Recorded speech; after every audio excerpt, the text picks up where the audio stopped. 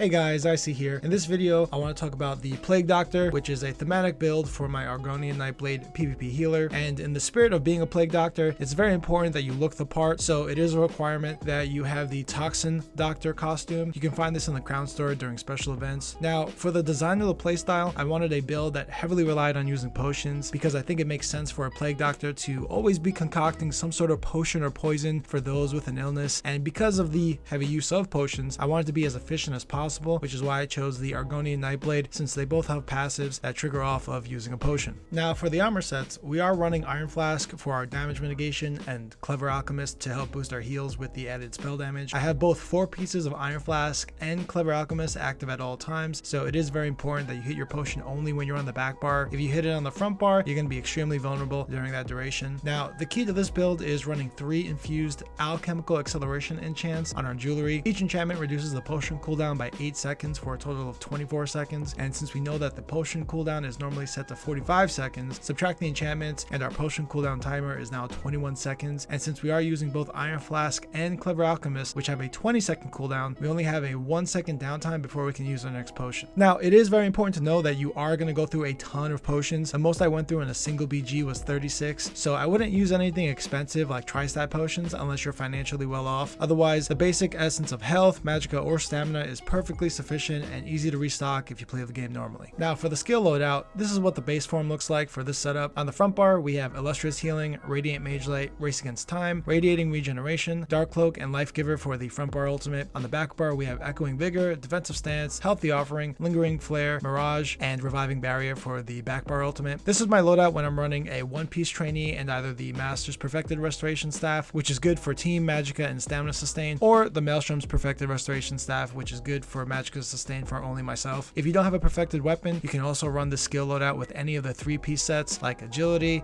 Endurance, Grace of the Ancients, Potentates, Trainee, or Willpower. Other viable alternatives to run are the Vadashran Restoration Staff. This is definitely a unique option and great to help with sustain for yourself and allies. I make sure to use this with the Quick Siphon morph so our allies can also gain the Minor Expedition buff whenever they hit that target. The Asylum Restoration Staff is another solid option because the build itself is very low on resource regeneration, so using the Blessing of Restoration before an ability that heals will help with your resource sustain. And finally, the Black Rose Prison Restoration Staff. It's one of my favorite restoration staffs in the game. However, it does have a 4k magicka cost on the Steadfast ally, and I would preferably only use this staff if there's a second healer in the group, or if you know there's going to be a lot of off healing going on. That way there will be a lot of benefit from the Major Vitality buff on yourself and allies. Now I do have some particular points that I do want to address. The first is Illustrious Healing versus Energy Orbs. I think in my last video I said I was going to start using Energy Orbs in place of Illustrious Healing, and I did give it a shot, but something felt a bit off. Like there just wasn't enough heals between Radiating Regeneration and Echoing Vigor. And oddly enough, despite being a ground hot, I did find a lot of usefulness in Illustrious Healing, mostly because it does have a relatively cheap cost of only 2800 magicka, and the radius is pretty big, so it does make for a nice fighting location where you don't need to worry about positioning so much to try and line up a good path to cast your Energy Orb. And from my experience, I think I get more heals using Illustrious Healing compared to Energy Orb, mostly because when people run away from either of them, it's much easier to recast a 2800 magicka ability compared to a 3800 magicka ability. But I wouldn't really worry about it too much. This is just for my solo queue. Whenever I do pre-made group PvP content, I always use Energy Orbs. Now, why am I using 3 Slottables? The simple answer is sustain. Because we are using the alchemical acceleration enchants for jewelry, we are losing out on the magicka and stamina regen that is normally a part of my builds. Using these Slottables allows me to have less buttons to press, and heavy attacking does come natural to me, but if you run this build, it is paramount that you keep up on it. Otherwise, you're going to find yourself running low on resources all the time. And last point about Major Resolve, because we are a Nightblade, our Major Resolve actually triggers whenever we use a shadow ability, and the duration extends based on how many pieces of heavy armor you're wearing, which in my case is 5 pieces for 12 seconds total. And normally I do run 2 or 3 abilities from the shadow tree. So for this setup, because we are only using Dark Cloak, I found myself taking more damage because I kept forgetting to keep my buff up since the duration is so short compared to the other classes, which all have their Major Resolve lasting for 20 or more seconds. But once I realized this, it wasn't really an issue anymore, and you'll definitely want to make sure that you are heavy attacking after you Dark Cloak, since it does cost 4000 magicka. Alright, so that is the end of the video. This is a lot harder to run compared to the normal setups, but with practice, I'm sure you can master it, especially if you get creative and change your potions as the fight continues. That would make you the true Plague Doctor out in the PvP zones. But yeah,